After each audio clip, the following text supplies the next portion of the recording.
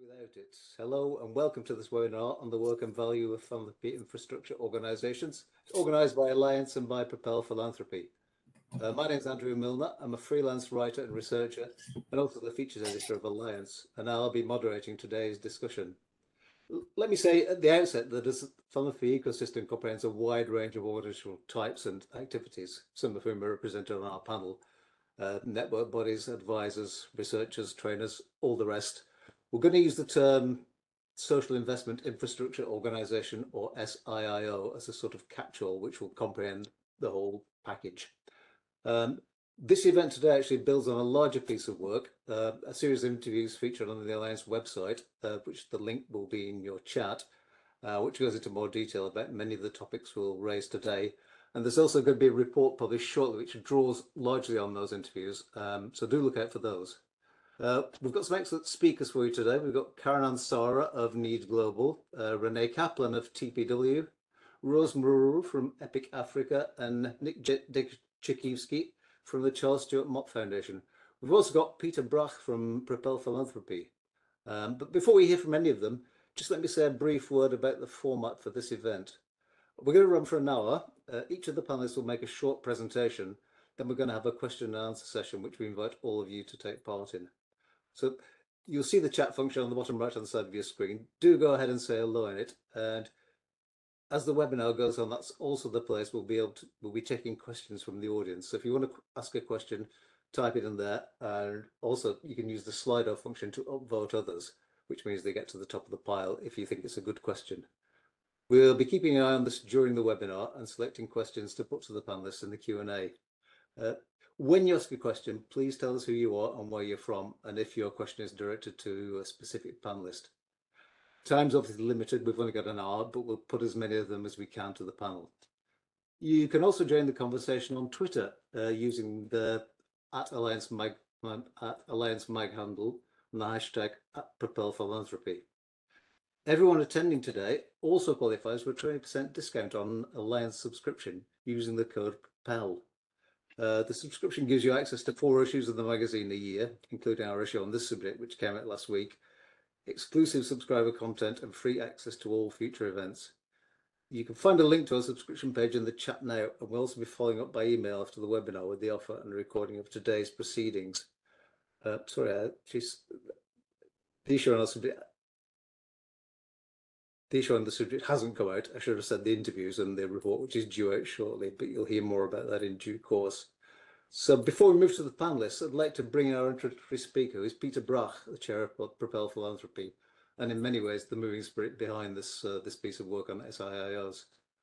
Peter's dedicated to equipping social infrastructure impact organisations with the capacity support needed to drive transformative change. And in January 2022, he founded Propel Philanthropy, a network of nearly 40 organisations advancing the philanthropy, non-profit and civil society sectors. His consulting expertise also includes assisting the SDG Philanthropy Platform, the Worldwide Initiative of Grantmaker Support Wings, and other organisations in his network. Peter, welcome. Thanks for joining us, and do come and you have the floor.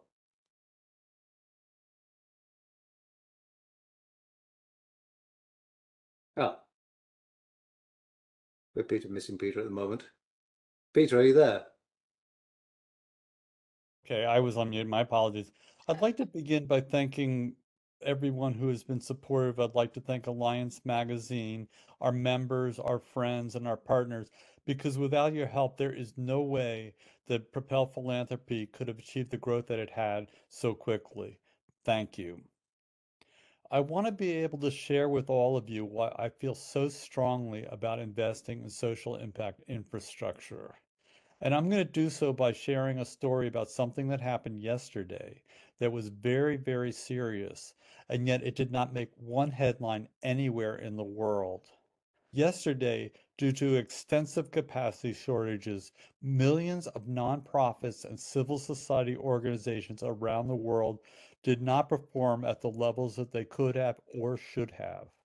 And what I just described affects all of us. If you're working to combat climate change, your cause was affected. If you're working to protect democracy, your cause was affected.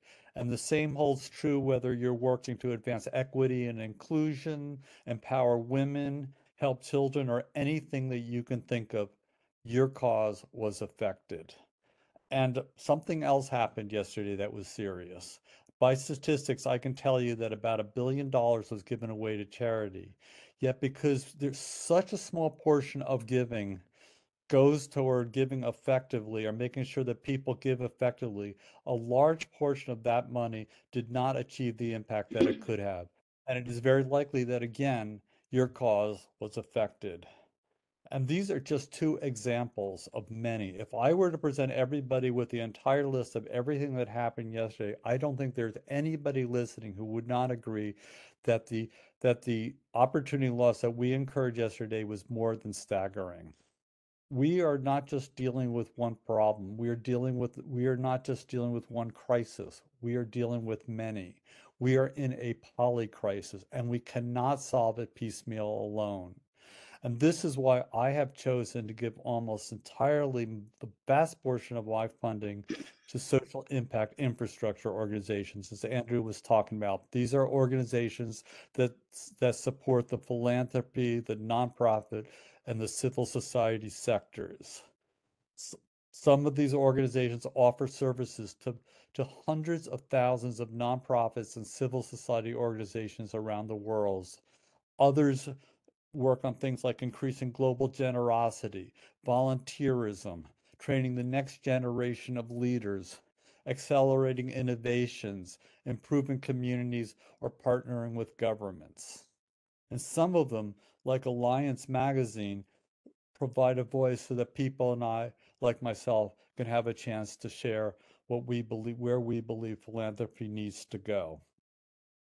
And I can predict pretty much because I have been doing this for a while that there are funders who are listening to what I'm saying and saying, gee, I think what Peter is doing is really terrific.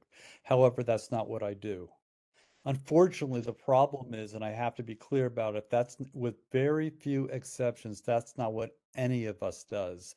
And that is why we are in this crisis that we're in today. So I understand, I say this without an ounce of criticism. I understand that funders are under-resourced. I understand that they have mission statements and organizational objectives, and that they have other constraints. And I understand that other people who are listening are also very busy. So I will just end by simply saying this. I will keep it as simple as possible. All that I am asking is that we're trying to build a movement, so we want to spread the word as far and wide as possible that we are incurring an enormous loss. Please join this effort. Simply, all you need to do is go to propelphilanthropy.org/contact, hit submit. It's that simple because the problems that we're dealing with, the opportunity losses that we're incurring are indeed enormous. Please give serious consideration to what I've just said. Thank you. Thanks for that, Peter. We'll be hearing from Peter again towards the wrap up. But thanks for reminding us of the urgency of the situation and the need for collaboration, for working together. As Peter was saying, SIIOs, which comprise the ecosystem of the philanthropic sector, is fundamental to its existence, as our own ecosystem is to ours as our survival as human beings. In spite of this and the signal contribution it makes to philanthropy the world over, its value is seldom appreciated. As Peter just said, it remains underfunded and under-resourced generally. But if funders were to invest in SIIOs to the extent that they need, potential dividends are great. SIIOs are already punching well above their weight, as we'll be hearing from during this webinar. The limited number of funders who recognise this means that they're still prevented from doing more. So some of the questions we'll be looking at in the next hour is what contributions SIIOs make in detail, why they're undervalued, what their principal needs are, and how can more funds be encouraged to support them. To begin pondering those questions, I'd like to bring in Karen Ansara from Need Global. Karen, recognizing the dearth of learning and networking opportunities for herself and other globally focused funders, Karen founded the Network of Engaged International Donors in 2008, an organization for which she still continues to serve as chair. In 2010, after the earthquake in Haiti, Karen and the Boston Foundation co-founded the Haiti Relief and Reconstruction Fund, which made up $4.2 million in grants for humanitarian relief and development over 5 years before becoming the Haiti Development Institute, HDI, where Karen again still serves on the board. In addition to NEED and HDI, she also serves on the boards of Build Health International, Groundswell International, MCE Social Capital, and the Millennium Campus Network, as well as on the advisory boards of the Rian Immigrant Center in Boston, the Frederick S. Pardee School of Global Studies at Boston University. She's also a long-term member of the Leadership Council of Oxfam America. Karen, I'm out of breath after that sort of roll call of celebrity. Do take over from me. Thanks, Andrew. Thanks for this opportunity. Thanks, Peter, for getting the ball rolling on this important conversation. I'm going to speak primarily about philanthropic infrastructure organizations, especially in the US, because that's what I know best. I used to describe American philanthropy like the wild, wild west, with a lot of lone rangers running roughshod, targeting whatever they wanted. And there's still an element, I believe, of that self-driven, uncoordinated philanthropy, but less so than there used to be, because many intermediary organizations have arisen to help donors collaborate and direct their funds where they're needed most. By intermediary, I don't mean large international NGOs, but rather organizations that are designed expressly to help donors get money, donors and grant makers, to get money to local leaders on the ground, like community foundations do, which I believe Nick is going to talk about. We also have Rose Mararu's Epic, another kind of intermediary that curates a list of outstanding grantees for funders to support. The Philanthropy Workshop is an intermediary that provides exceptional donor education about systems change and motivates its members to give strategically to magnify impact. And I was a beneficiary of that training.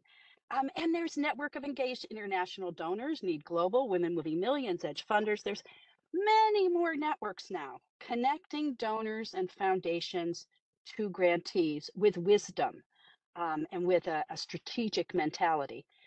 But unless we're all learning together, unless we're building bridges between these intermediary infrastructure organizations, I believe we'll continue to perpetuate Lone Ranger philanthropy.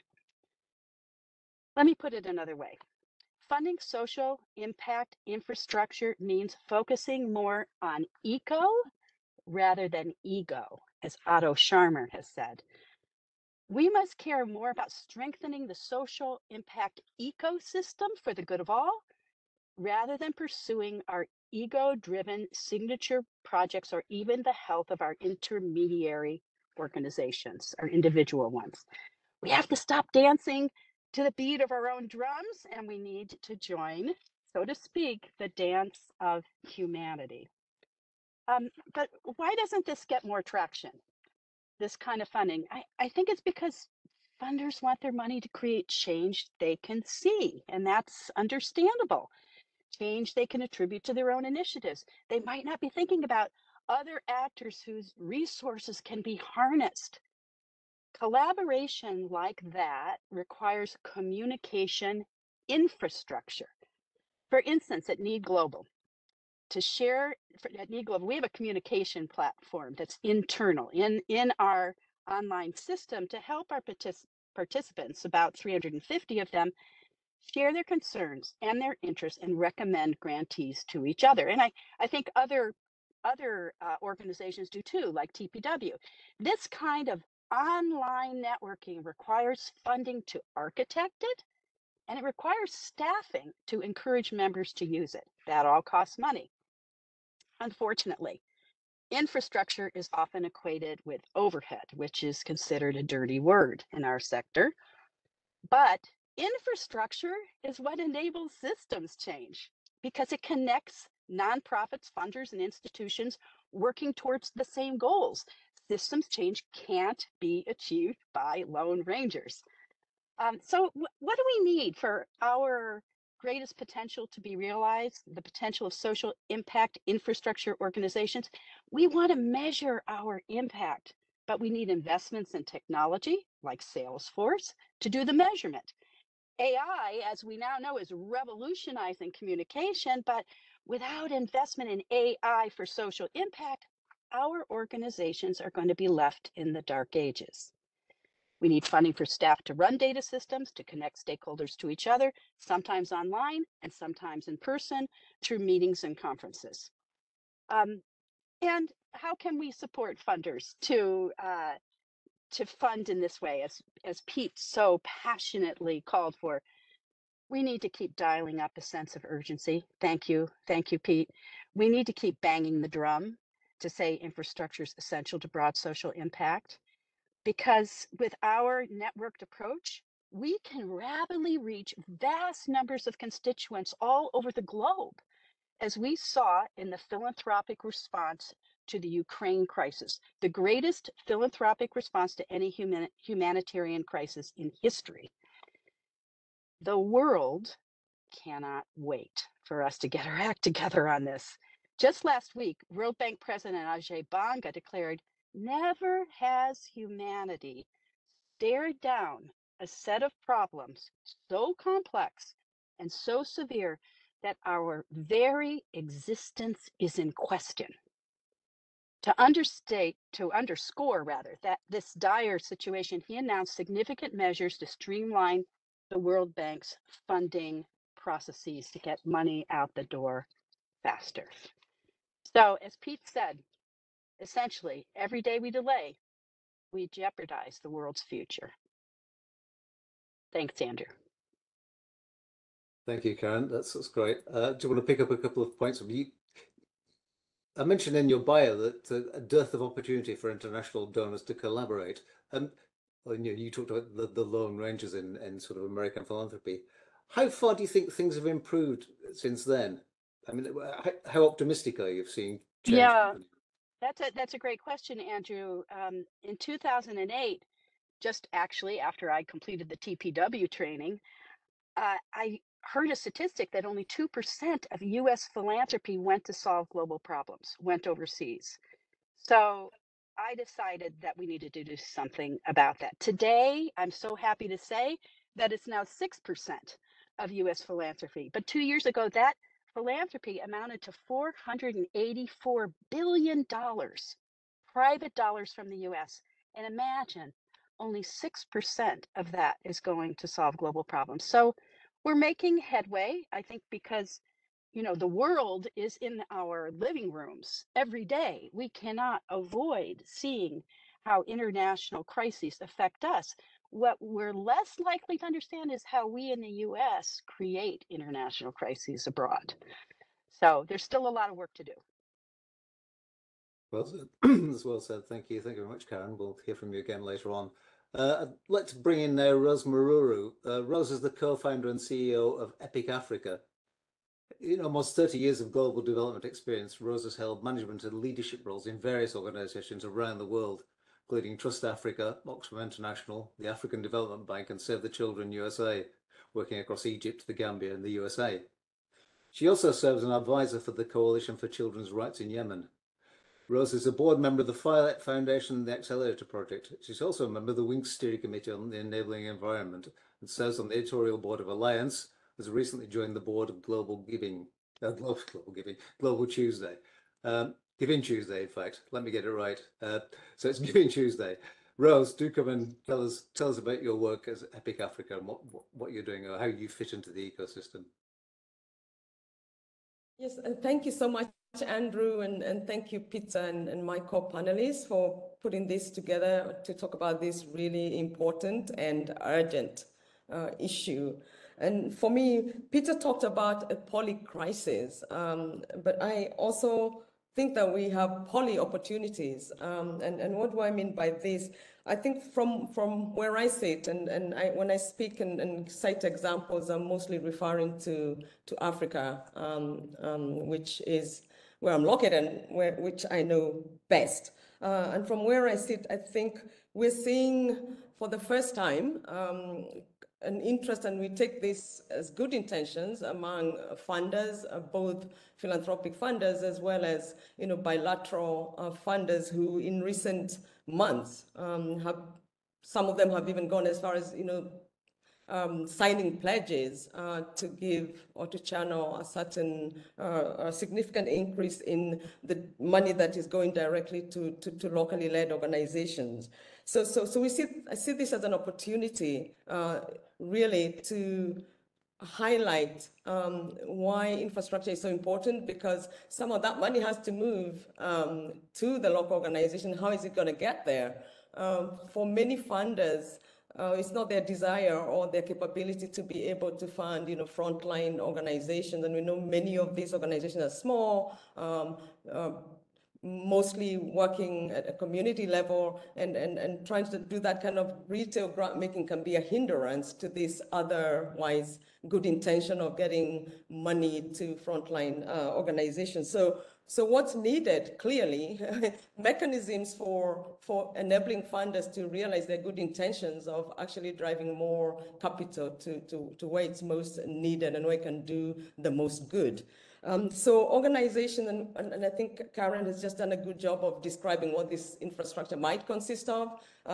Intermediaries, it also consists of all other types of entities providing services and tools to both funders as well as to civil society organizations and other types of groups on the ground to actually do the work that they're set out to do. So in the case of EPIC Africa, for example, we are providing a piece of that infrastructure, which is data and knowledge about who is on the ground, who does what, where, how, so that it's easier or more possible for those that are looking to connect with the sector, whether it's for funding purposes or other partnering type of relationships, can more easily connect to organizations. But more than just connecting and learning about individual organizations, for us, we see data really as being an enabler of strengthening not just the ecosystem, but really also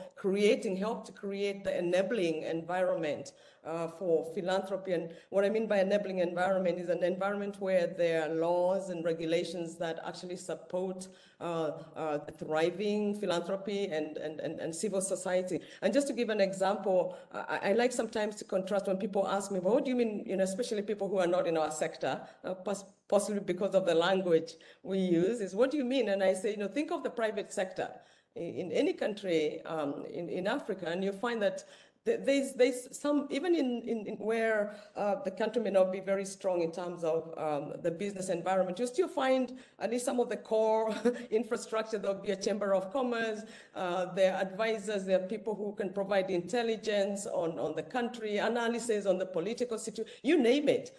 There are banks, there are audit firms, there are recruitment firms. So if you want to set up business in where I live in Senegal, you can actually set up a company in 48 hours.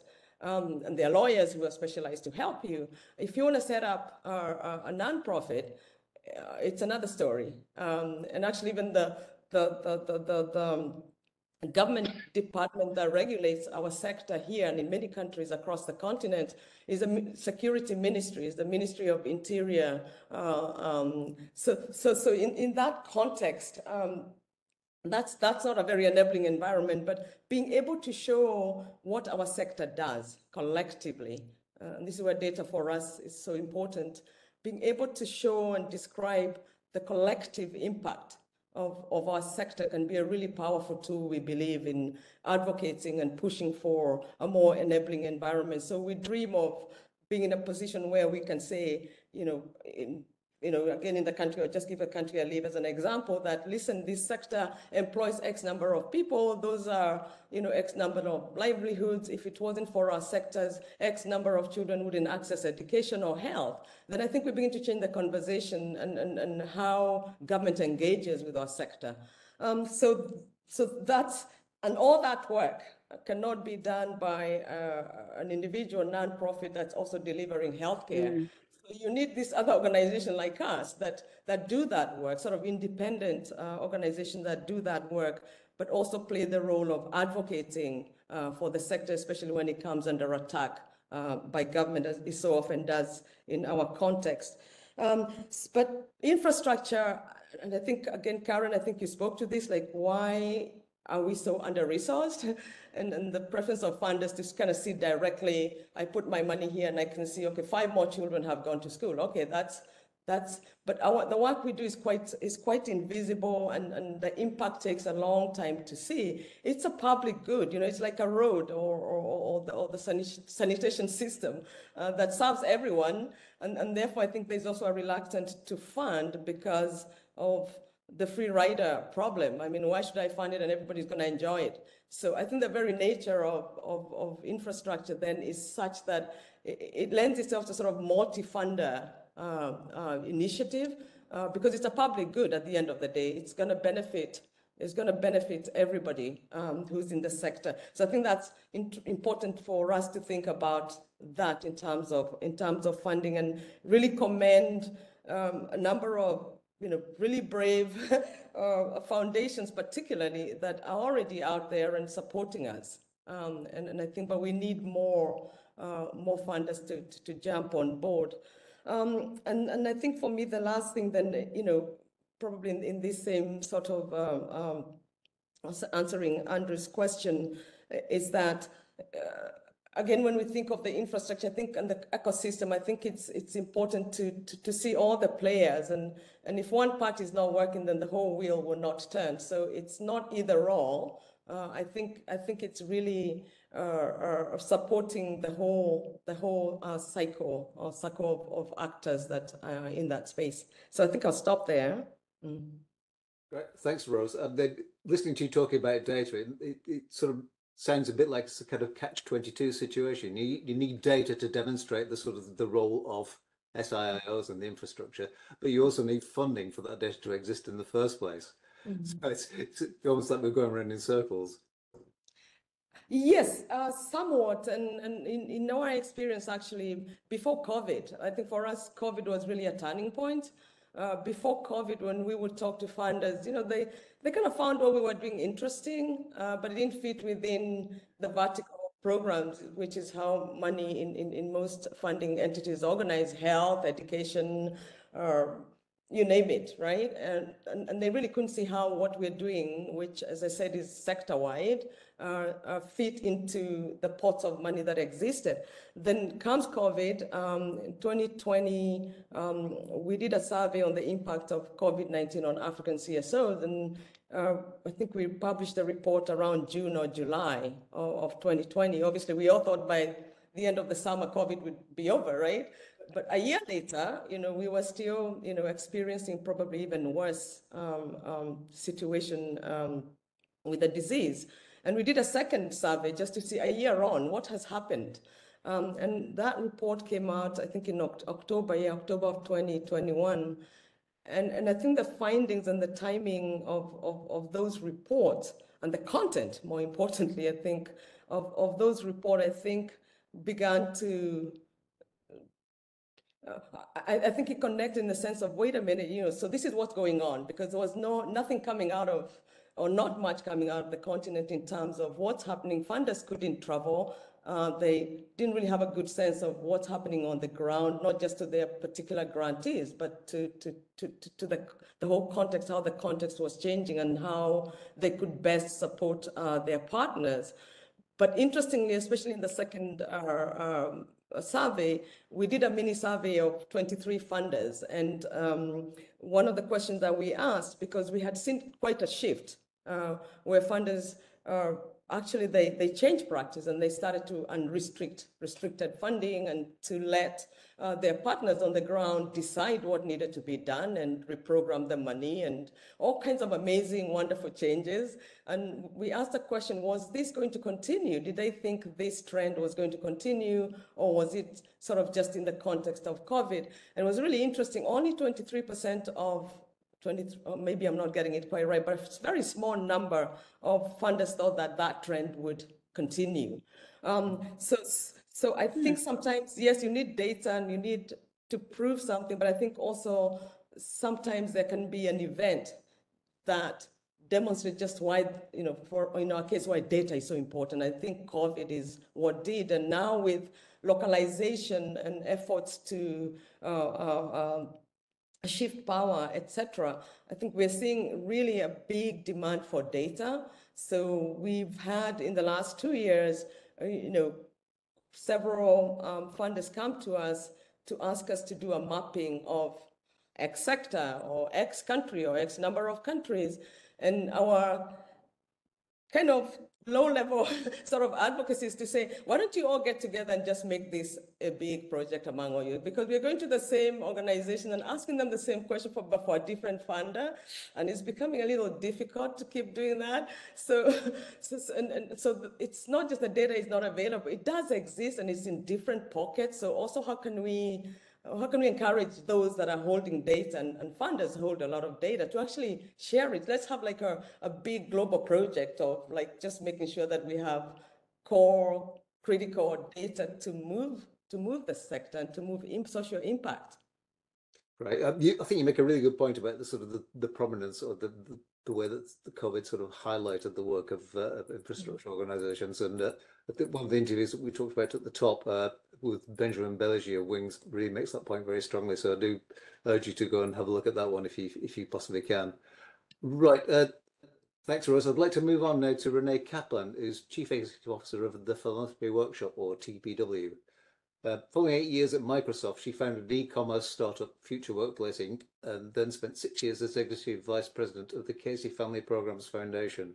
Then set up her own philanthropy consultancy before becoming Chief Strategy Officer and Head of Programs at the Skoll Foundation, where she oversaw the Skoll Award for Social Entrepreneurship, Skoll World Forum, Strategic Alliances and Communications, before moving to set up TBW. That's a pretty strong CV there, Renee. Could you tell us how you fit into the ecosystem in your view, what does TPW fit into this picture? Thanks, Andrew. TPW as a community of individuals and families working to deploy resources for impact, is very much a social impact infrastructure organization. We are, a bridge. What we try to be is a bridge from, and across the idea of where is the resource and the wealth and where are the opportunities. And we are one part of this ecosystem that we hope to strengthen and continue to see more of, given the gap in the marketplace that exists. I can keep going, Andrew. You want me to keep going on my, yeah? Yes, by all means, yes. Okay, great. Tell us more. Thanks, Ed.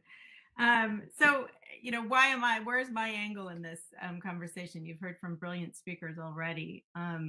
TPW, as Karen so articulately said, we think a lot about systems and getting to root causes, because we know coming into philanthropy, there can be a lot of duplication, a lot of harm if you're not prepared and informed and educated about where you're entering and how you're going to do, make a difference.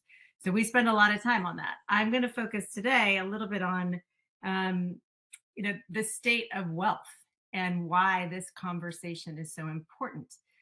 If we think about the state of philanthropy and wealth today, a few, important statistics. As Karen mentioned, there's about, in the US, 500 billion that's given annually. The majority of that is not by foundations, it's by individuals and families. That will continue to grow. The expectation is more money will be in individual and family hands than institutions from the pure giving perspective. If you look at wealth in general, we're also experiencing in the next 10 to 15 years the greatest wealth transfer in history. $70 trillion will change hands from, patriarchs, from family money, to more women, to younger leaders who are coming into that wealth. And despite that, so that's a real opportunity. We talk about poly opportunity, Rose. I think that's a super important point.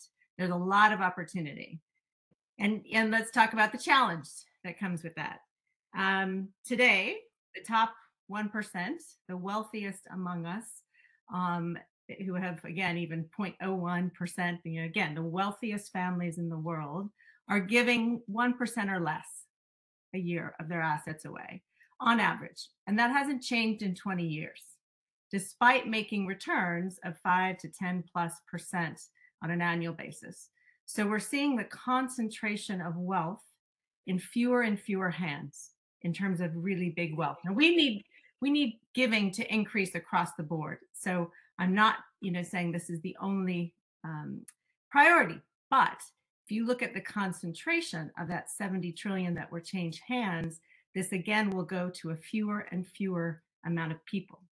So we've got to unlock those resources. We also have 150 billion today, and this is a US stat, in DAFs, donor advised funds, meant to be an incentive to help individuals and families as a vehicle mobilize and unlock and direct more resources philanthropically. You get the tax benefit of putting your resources in a DAF that's meant to encourage more giving. Most of that DAF money is still sitting in the DAFs, right? That 150 billion is mostly still there. In the time of crisis during COVID, the average deployment was 30%. So people are not moving the money. And why? The money is there. People have wealth. So what can we do as a systemic player and as people who come from different angles of the ecosystem? How do we combat this? What are those core barriers? Bridgespan came out with a study in 2018, pretty thorough, around the core barriers to donor giving and behavior. The three top barriers were: one, a change in mindset, going from a wealth preservation at all costs strategy, like tax is the most important thing, not getting taxed, to a wealth mobilization. So that's the change in mindset. The second was understanding or being confused, being able to find the right opportunities to fund. Individual donors who are not in philanthropy every day, who aren't experts in any particular issue area, find it very confusing and very challenging to come in with their wealth and be able to make decisions. They are overwhelmed by the amount of options and opportunities. The third was a lack of a sophisticated marketplace. So the systems that you see in the for-profit sector, or even are becoming more apparent in the impact investing sector, are still nascent in the philanthropic sector. That's where these social impact infrastructure organizations fill that gap. We are building a more sophisticated marketplace so that those funders don't have to make decisions necessarily, right, about being a climate expert or being a health expert, whatever the issue they care about. They can give to these organizations who have connections to those nonprofits and the impact organizations and the many, many good social entrepreneurs and innovators that we know that are out in the world. So of those three challenges, I'm just going to come back to what, again, is the benefit of the social impact infrastructure organizations. The top three, if you even think about the US bolstering the economy by doing an infrastructure bill, right? The top three reasons for that were: it increased efficiency, right? Infrastructure, if you invest in the infrastructure, the systemic things that will last far beyond transactional giving, it'll increase efficiency, lower costs, and exponentially increase longer term outcomes. So if we can help people understand the benefits of what social impact infrastructure organizations do and are and how it helps them, I think we can relieve this complexity that majority of donors, which wherever they are on the pipeline, if you're a small funder doing something from a family basis, or you're a multi-billionaire or soon to be, there are like trillionaire families in the world, which is just mind-blowing to think about. But that is the trajectory we are on today. I'm going to give a couple of just concrete examples of where we've seen as an organization, a social impact organization ourselves, infrastructure organization. We have 400 individuals and families that are part of our community, varying levels of giving. They are not necessarily the wealthiest people. They're not at the bottom, and there's a wide range, and more diverse in terms of age, gender, and background. We recently did a partnership with Pivotal Foundation, Pivotal LLC, or Pivotal Ventures, Melinda French Gates's organization, to say, how can we, as an organization with members who have tremendous knowledge of community organizations that would never be on Pivotal's radar, how can we partner to help increase women and girls and the power and influence in the US? We started in the US as a first step. They said, okay, well, we can match money if your members can come up with good organizations that TPW verifies, and we basically approve. We can bring that to Pivotal and they can match those resources. It saves Pivotal the time of doing costly due diligence. It saves our members time because they're leveraging the resources and they already have the knowledge.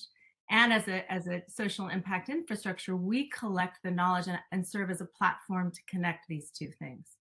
It resulted in a 9-month period, $20 million went out to women and girls organizations in the US, majority women and leaders of color.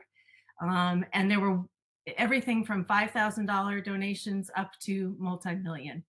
But that is a small example of what could be exponentially increased if other foundations thought of social impact organizations as partners, infrastructure as partners, and exponentially increasing the flow of resources to high quality, deserving organizations. Another example is one of our members recently said, I ask anytime I meet with a nonprofit, I say, what does no one else want to fund? Because again, the status quo is very much restricted funding, donors leading with their own power and not necessarily understanding the dynamic that a community organization or a nonprofit is experiencing. So she went ahead and said, I'll fund whatever no one else is funding. That often is the infrastructure. Now she's specializing or putting a portion of her portfolio, and the hope is, there would be a wider acceptance of every funder putting 15% of their portfolio toward social impact infrastructure organizations. If we did that, we would see a dramatic increase across the board to all nonprofit and social entrepreneur organizations. So my final point is just, what are the calls to action for all of us? Regardless, again, you might be an NGO, you might be a funder, you might be a partner, social impact infrastructure organization. One, if you're a funder, think about a percentage that makes sense for you. I would hope 15% minimum that you're putting to work on behalf of the infrastructure side, no matter what your issue is, no matter what your geography is. If you're a nonprofit, be bold about speaking the truth to your partners and to your funders about what you need, that this is critical for your success. Number 3, I think together, we all have to amplify the models, and particularly the funders who are, demonstrating best practice here. People like Karen, people like Peter, who are their resources to work in the right ways. We need to amplify those leaders as the future of giving long term. We need more of those people in the space. And the last one is, we as a whole team need to kind of set aside our individual organization, marketing and PR, and think about a common narrative of why this infrastructure support is so critical for exponential returns in the social change space. I'll stop there, and thank you again for all of you joining, and thanks to Peter, to Andrew, to Rose, and to Karen, and soon to be Nick. We'll pick this up and go deeper. Great calls to action there. Thanks, Renee. I'm going to put that question at some point to our next speaker, is Nick Dejikowski of the Charles Stewart Mott Foundation. He's a senior program officer at the foundation, working in 2 civil society program areas, enhancing community philanthropy and strengthening civic space. Working in the foundation's former Prague office, he was responsible for grant making in Russia, Ukraine, Belarus and Moldova until late 2006. He subsequently managed US and global non-profit philanthropic sector infrastructure and community philanthropy grant making. Recently, his work has focused on Ukraine, Latin America, and the role of community foundations in advancing the United Nations Sustainable Development Goals. Nick, welcome. Thanks for your patience, and do come in and tell us, you're batting for the funding team today, so there you go.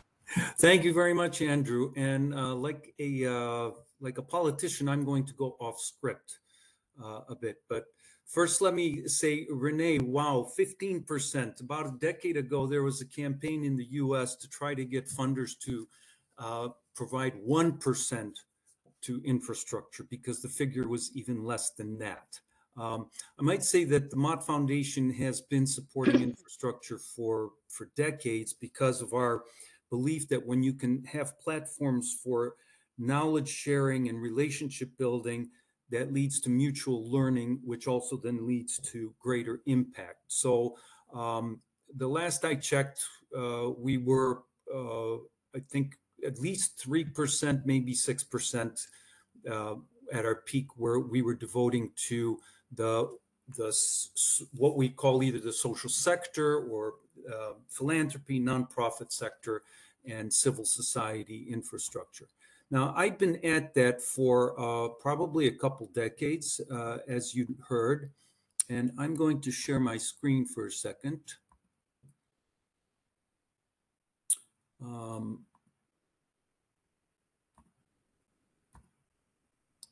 Okay. Now, is that visible? Yep. Okay, thank you. So this is a framework that I had come up with and have been using in the way that we would approach our investment into what we call infrastructure. I'm turning that over to younger colleagues who will have fresh ideas and will definitely improve on this. But just to put kind of a structure to it, this is kind of the way we've been seeing it, is that you need a healthy policy, public policy environment that will allow for grassroots, NGOs, nonprofits, civil society organizations, movements to do their good work and have good practice and impact. That will build the public trust that will then lead back to ensuring that there is a healthy policy environment, right? But in order to drive that, you need good data and research, which is something certainly that Rose was talking about earlier. And that is necessary for the policymakers to understand what's the nature of the sector itself. It's also something that the organizations involved in the social sector also will appreciate, because it will help them improve their practices. And to drive all that in this kind of virtual cycle, you need the infrastructure as a mediator, a magnifier, or a propellant. I'm going to sort of seed the stage for something that happened recently within the past half year, a study that was supported by 9 funders, carried out by the Urban Institute along with George Mason University, that explores the social sector infrastructure. And I'm hopeful that these slides will be available to everybody, so you could look at the link later and kind of delve into it. But there were 4 main reports came out besides other blogs or publications. One of which was defining and understanding the concept of what is the infrastructure. And this is a neat kind of framework to be thinking about it, with these 4 kind of areas of endeavor of learning, relationships, influence, and sustainability. I'm just going to pause a minute and let you kind of take that in, but of course you'll be able to look it up and see it a little bit more.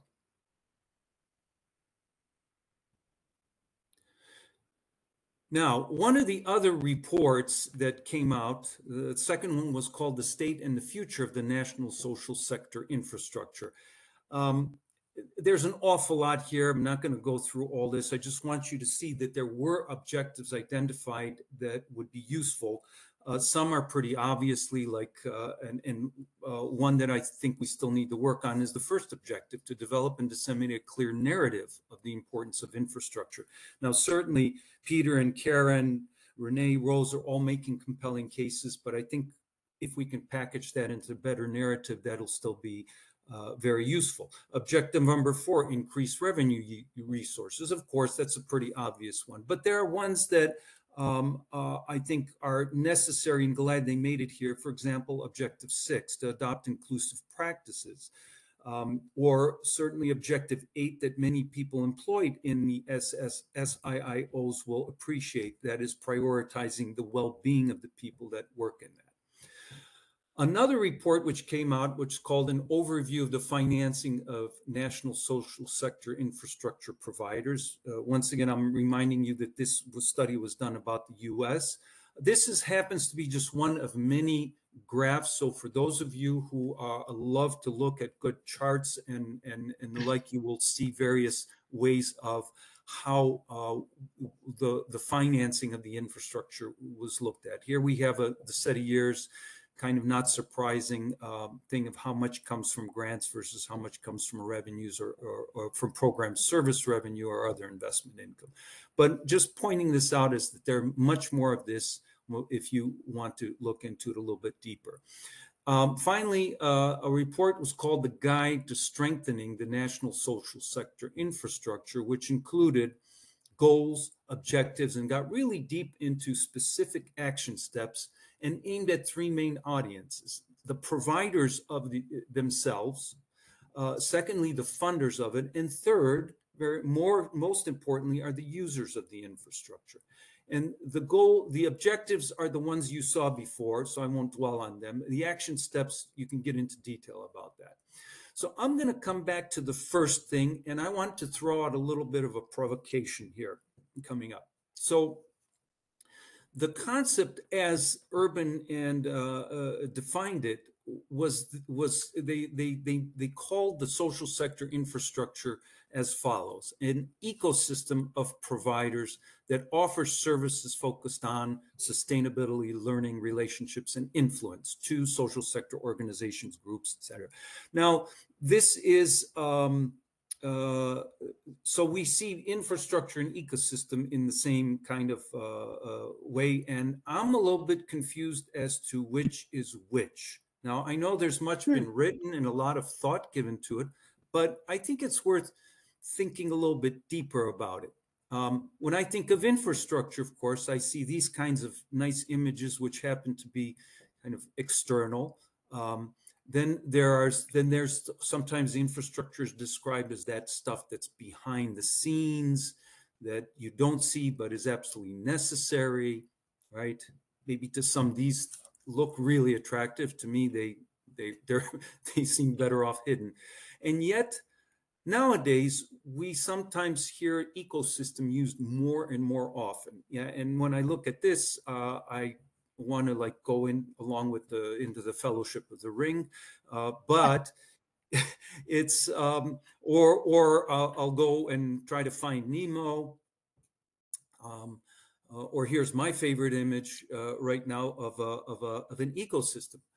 But I wonder what we are referring to here. And I know this may seem academic, but I think if we delve into it a little further, we might get to things where we find a better way of communicating and understanding what it is that we are trying to ensure support for. If we look at the left, I found a couple definitions online. Infrastructure defined as elements of interrelated systems that provide goods and services, etc. Ecosystem, the complex of living organisms, their physical environment. So I would pose the following, that perhaps we should really think through a little bit better what I find attractive about the ecosystem thinking is, one, it deals with living organisms, or in our case, we're talking about organizations that are made up of people, of living human beings. Secondly, in ecosystems, there are natural cycles. Because if you think infrastructure, it's almost like, okay, we build it and then it'll be sturdy and stay there. Yeah, you got to make a few repairs, but it's that. But in ecosystem, there are cycles of life, of growth, and of decay and death, and then renewals. And that's something that also might be important in the way we approach this. And the third thing is that in ecosystems, interrelationships seem to be even more imperative between the large and the small. In an ecosystem, everything is needed, from the caterpillar to the strong root that's underground. So I'm throwing that out as something to for you to consider as we continue the discussion. And I'm trying to stop the sharing. I don't know if that happened or not. Yes, It's happened. Okay. It's happened. Yeah. So that's a great way to finish, Nick. Actually, I love that provocation. It's a good food for thought for us all. Let me jump straight to a question here because it sort of turns on what some of us have been talking about really during the course of the webinar. It's from Sarah Hughes. She's asking, what are some of the near-term solutions to making SIIOs more visible and appealing to funders? And who needs to lead the solutions you see? That's to all of you. Anybody want to comment on that one? Well, I would just say that I and my colleagues at the Mott Foundation and other infrastructure funders have been doing our best to try to make a case to ensure that there's data and to find the messaging to our colleagues to say this needs investment. But I don't know if we've hit on that, on some kind of real great solution, because, there are many who are wanting to kind of be free riders, or there are those who will say, well, no, my issue is just this, and that's all I'm seeing, rather than understanding it. So to me, it's still a big kind of communications challenge, although Peter and Karen in particular were giving very compelling cases, and maybe we just have to keep working on magnifying those kinds of voices. Anyone else coming in on that? Sorry, this is an important one, and I wanted to come in with it because what I have done as a funder is I have focused on situations where I have learned that under the right circumstances, relatively small grants can have enormous impact. And I'm not saying that every situation is like that, but if you go out and you look, if you think opportunity, and you look at some of these small opportunity to catalyze, maybe hiring that one additional staff person that enable TechSoup to raise very large amounts of money, or other kinds of situations like that, they do exist. So it's not just the invisible behind the curtain kind of thing. There are plenty of opportunities out there if you look. Great.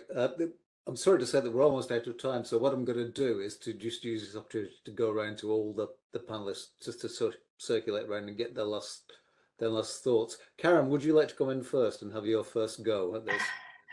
I would have, but I had more metaphors, actually construction metaphors, because my husband's in construction, about infrastructure. But Nick has convinced me that those are passé, and we really need to use images related to living ecosystems. So I'm going to cede my time. Great. Rose, can I come to you, please? Yeah, for me, again, I choose to be an optimist. And it's great to see people like Nick on this call. So, more Nicks, and how can Nick and others, Peter, be champions and see, who else you can bring along. Great. More Nicks and more Peters is what we want. Hey, over to you. I'll plus one that, Rose. I think where are the funders that are leading the way? Peer influence is still the #1 influence for donors. So we need more peers out there. We need to encourage them, and we need to support them. Right.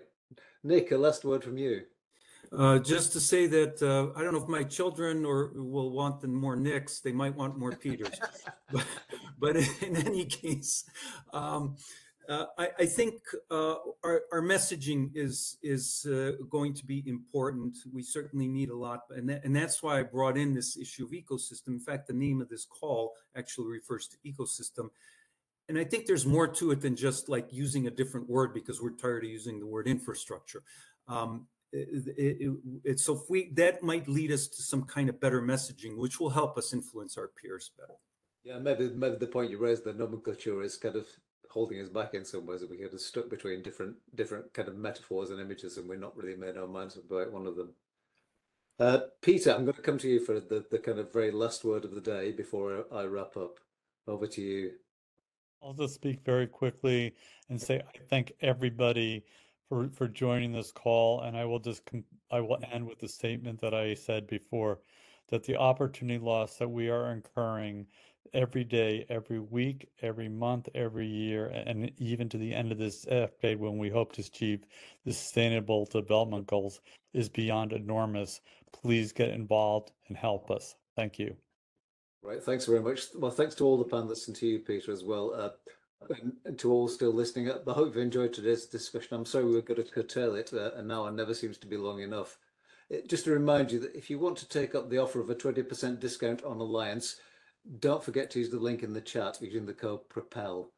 And I'd like to end just by saying thanks to our panelists for their time and their wisdom, to Propel Philanthropy for partnering today's event, to the Alliance team, and in particular Amy McGoldrick, who's produced the event, and most of all for you for taking part.